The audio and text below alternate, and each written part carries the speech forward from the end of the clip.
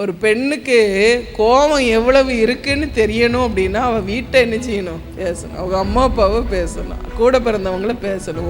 வீட்டு ஆட்கள்னு பேசுனா எவ்வளவு கோபம் இருக்குங்கிறத ஒரு பெண்ணிட்ட என்ன செஞ்சுக்கலாம்? கண்டுபிடிச்சிக்கலாம். அது வரைக்கும் சாந்த சொருபியாக இருக்கிறவா கூட அப்போ எரிமலை மாதிரி வெடிப்பா பாருங்க. என்னதான் இருந்தாலும் வீட்டை விட்டு கொடுக்கறது இல்லை.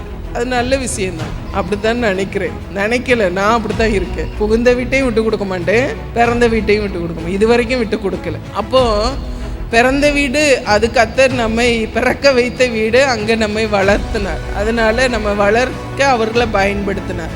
அதனால எங்கள் அம்மா அப்பாவை யாராவது குறைச்சோன்னா எனக்கு கண்டிப்பாக கோவம். குடும்பம்னா 1000 பிரச்சனை கட்டாயம் இருக்கும், எல்லா குடும்பத்துக்குள்ளேயும் இருக்கும். அதுக்காக பிறந்த வீடு ரொம்ப நல்ல வீடுன்னு சொல்கிறக்கு இல்லை. பிறந்த வீட்லேயும் குறை இருக்கும், புகுந்த வீட்லேயும் குறை இருக்கும். ஆனால் ஒரு பெண் 2 வீட்டையும் செய்யக்கூடாது, விட்டு கொடுக்கக்கூடாது.